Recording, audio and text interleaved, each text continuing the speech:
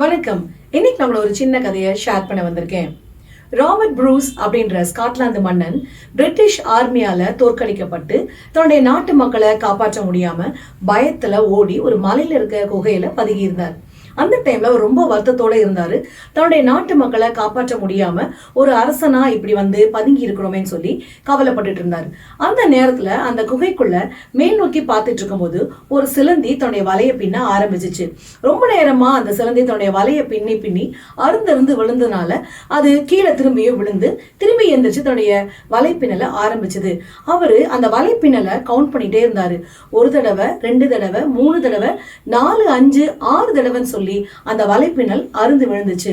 ஆனா அந்த சிலந்தி அந்த முயற்சியை விடாம மறுபடியுமா கடைசியா ஒரு தடவை திருப்பியும் தன்னுடைய வலைய பின்ன ஆரம்பிச்சிச்சு.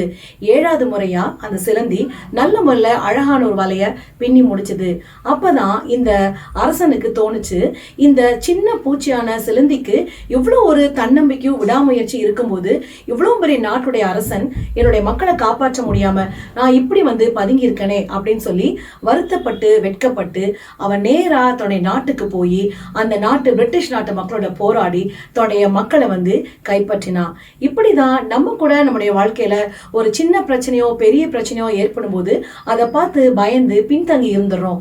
ஆனா அந்த பயத்தெல்லாம் எடுத்து போட்டுட்டு அதுல இருந்து எப்படி தப்பிச்சு வெளியில வரலாம், எப்படி மேற்கொள்ளலாம், எப்படி வெற்றி பெறலாம் அப்படின்ற எண்ணங்களை நம்ம கை கொண்டோம்னா நம்முடைய வாழ்க்கையும் சந்தோஷமாக அமையும். தேங்க்யூ.